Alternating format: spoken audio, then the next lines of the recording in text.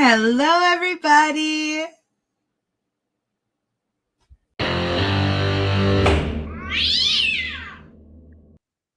The court will call the case of Credit Acceptance Corporation versus Carlos Walker, 17C-2620. Plaintiff's ready, Judge. You can go ahead and place your appearance on, please. Good afternoon. Mr. Can you hear me?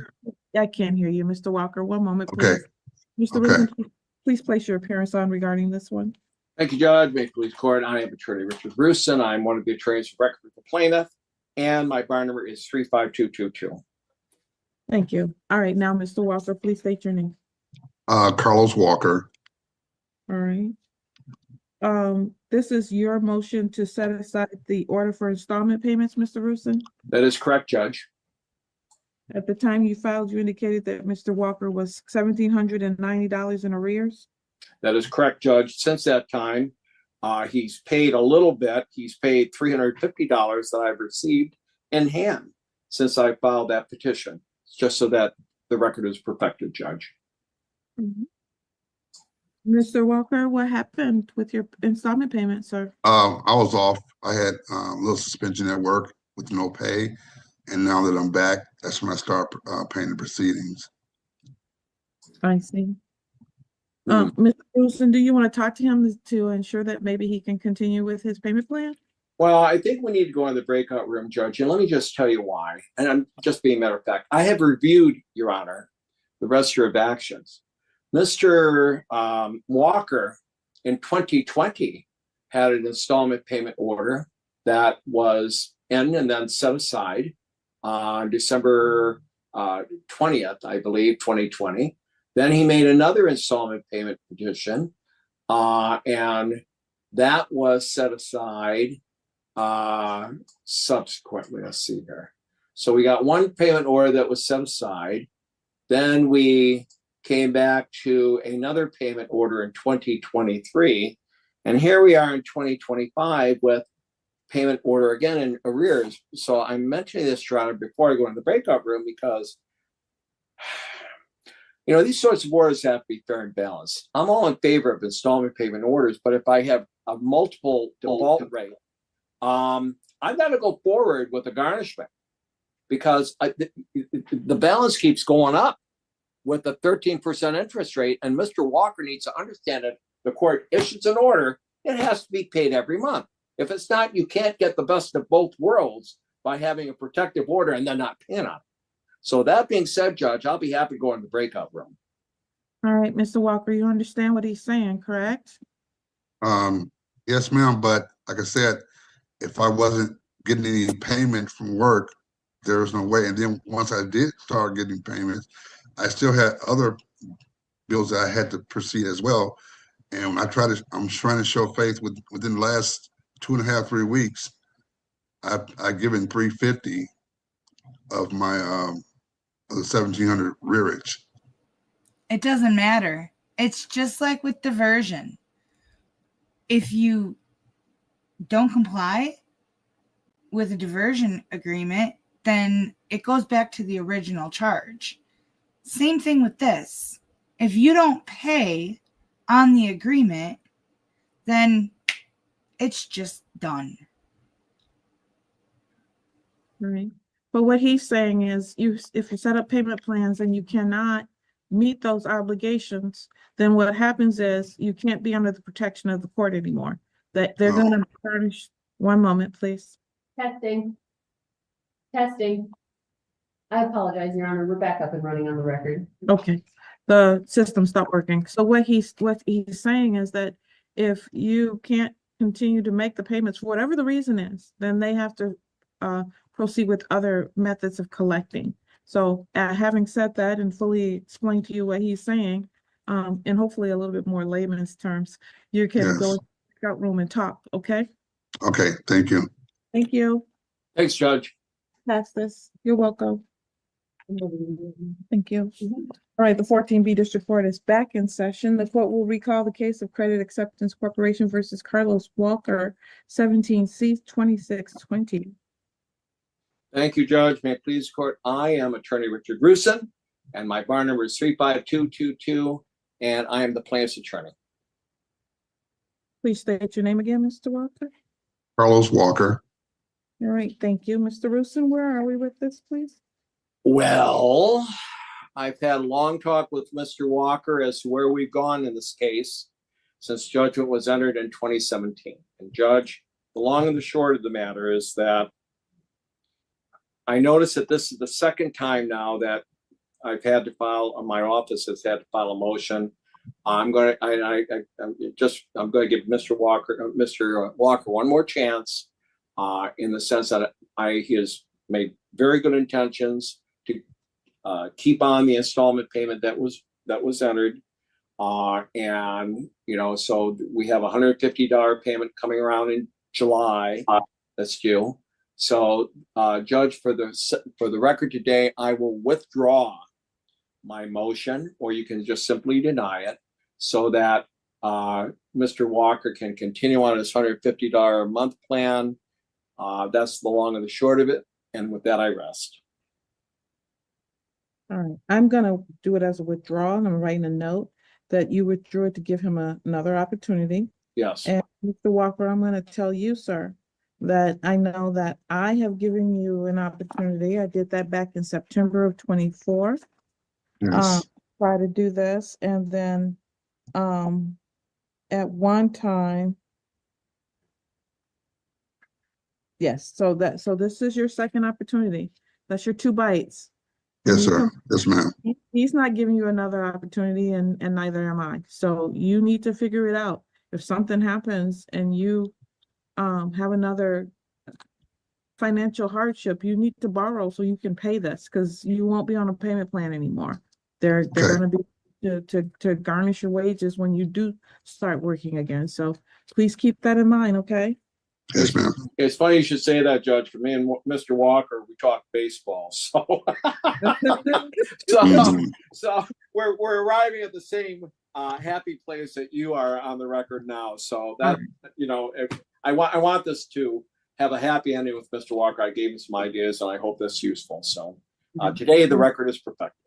You're welcome. Thank you, everybody. Have a good day. Thank you. Thanks, Judge. Good luck, Mr. Right. Walker. Thank you. What's your name, sir, with the iPhone there with God Don't Play About Me shirt on? Byron Taylor. Can you hear me good? Yes, I can. Yeah, okay.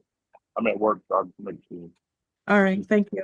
The court will call we can't call that one yet because the attorney on that is in the breakout room with the other person. I'll call it as soon as they come back, Mr. Taylor. Okay? Okay. All right. The court will call the matter of LVNV Funding LLC versus Byron Taylor. It's not the same attorney, Your Honor. It's not? Pop off for this one, I cleared that up, and it's actually Olivier Oh, on the. Olivier? Who is not signed in yet. Oh, the attorney on this is not signed in? Okay.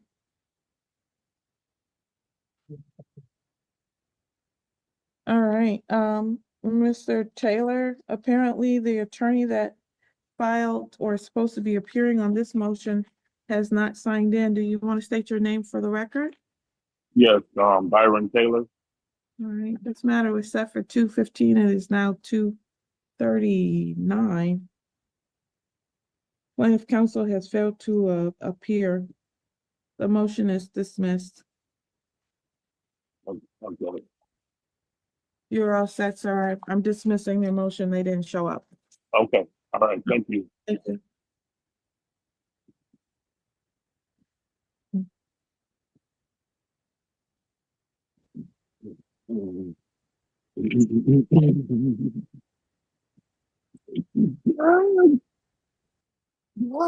Mr. Taylor, you need to sign out, sir.